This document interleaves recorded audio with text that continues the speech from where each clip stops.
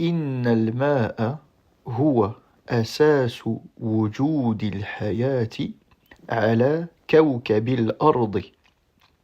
Que signifie cette phrase en français? C'est ce qu'on va voir dans cette vidéo. On va d'abord voir le vocabulaire de la phrase, on va ensuite parler des cas du nom en arabe, on va faire une petite analyse grammaticale de la phrase, on va voir rapidement le résumé des règles qu'on aura vues dans cette analyse, et enfin, on va corriger d'une part l'exercice de la vidéo précédente et voir un nouvel exercice qui sera corrigé dans la vidéo suivante. إن الماء هو أساس وجود الحياة على كوكب الأرض. Alors quels sont les mots de cette phrase? Premier mot de la phrase, inna. Inna, ça va être traduit en français par certes. Mais ce mot, donc on peut le traduire par certes, donc ça indique que cette phrase est une affirmation, mais le mot certes ne va pas être présent la plupart du temps lorsqu'on va traduire des phrases qui commencent par inna en français. Ma'un, une eau, huwa, lui ou il, asasun, une base, un fondement, wujudun, une existence, hayatun, une vie, ala, la préposition sur, kawkabun, une planète, donc qui est féminin en français, masculin en arabe, et al-ardu, qui signifie la terre. Alors on va voir les cas du nom.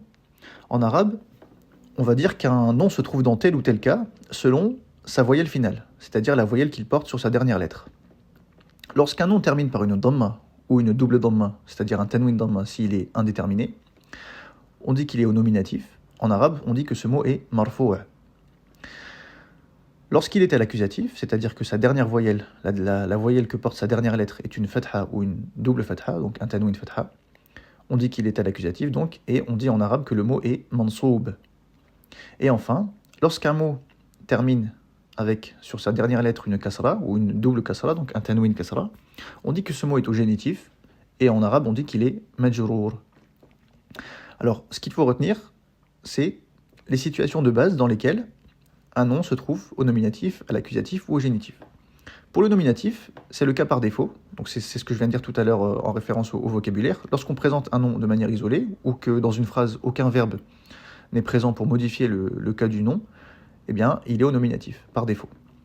Et dans une phrase, d'un point de vue grammatical, ça va être le sujet du verbe.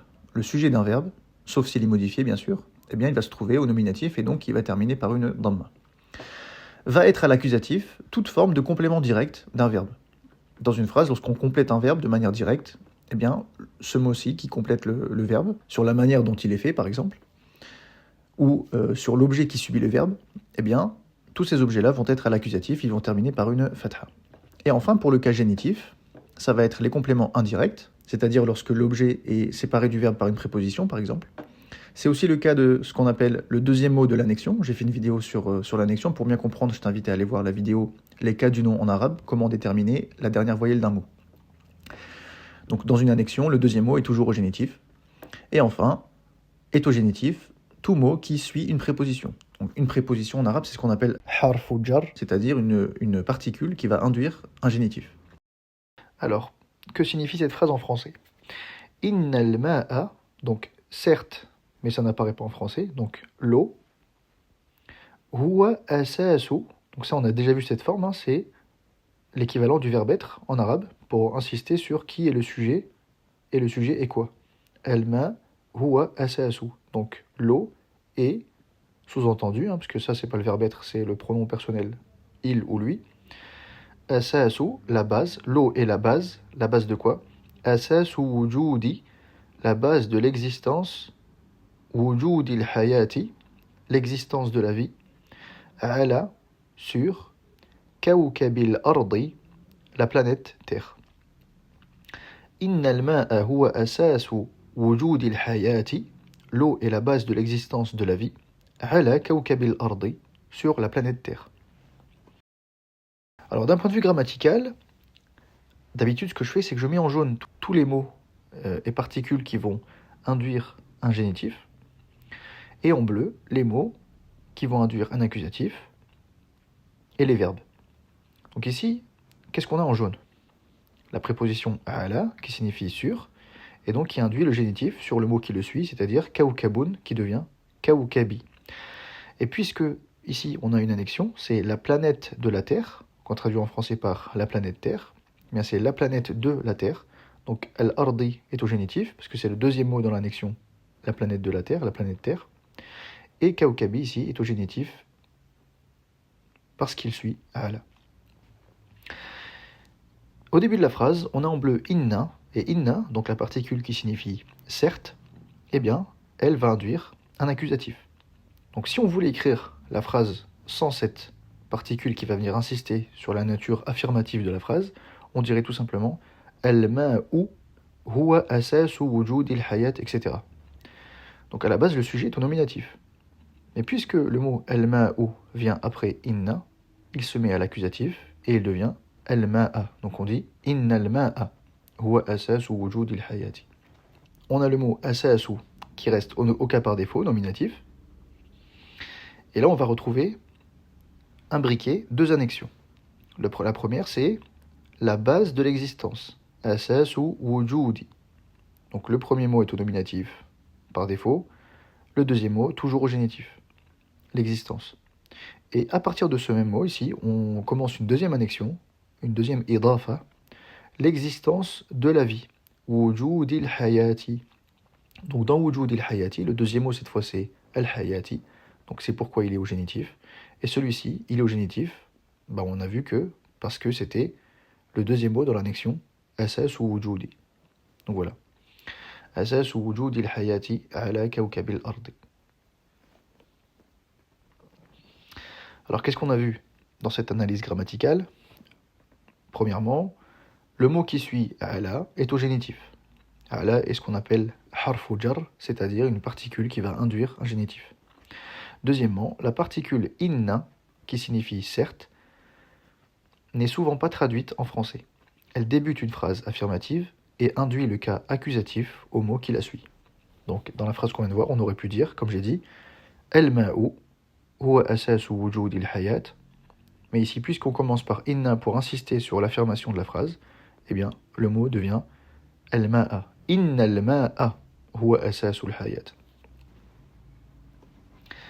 Alors maintenant, on va corriger l'exercice de la vidéo précédente, où il fallait traduire, en se basant sur la vidéo numéro 4, l'air est une substance sans goût ni odeur. Donc pour ça, on avait le vocabulaire dont on avait besoin pour la phrase. Et donc cette phrase, en se basant sur celle qu'on a vue précédemment, elle se dit « Al-hawa'u maddatun » l'air est une substance, absence de verbe être. On fait simplement suivre les deux noms au cas nominatif, c'est ce qu'on a vu dans les règles de la vidéo précédente, est une substance sans goût ni odeur. Et on a vu avant qu'on disait, pour dire sans goût ni odeur, on disait qu'on utilisait l'expression dépourvu de goût et d'odeur. Et donc ici, c'est une substance, donc dépourvu va être au féminin, comme la substance. Et donc on dira adimatu ta'mi, dépourvu de goût. Warra'ihati, et on a vu que ça voulait dire implicitement adimatu ta'mi wa adimatu ra'ihati. C'est pourquoi ces deux mots sont au génitif. Maintenant, pour la prochaine vidéo, en te basant sur ce qu'on vient de voir dans cette vidéo, traduis la phrase suivante en arabe et écris-moi ta réponse en commentaire. Certes, le savoir est la base du progrès de la société à travers le temps. Alors pour ça, je te donne les mots dont tu as besoin. Inna, certes, comme on l'a vu. Ilmun, un savoir, une science. Huwa, lui.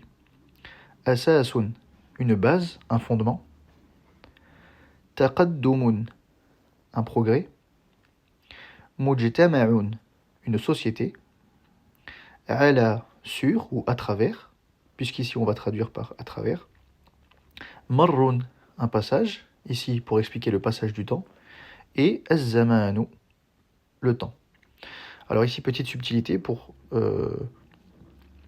traduire en arabe la fin de la phrase. C'est comme si on avait en français à travers le passage du temps. Voilà, ça va t'aider à retrouver les trois derniers mots de la phrase en arabe.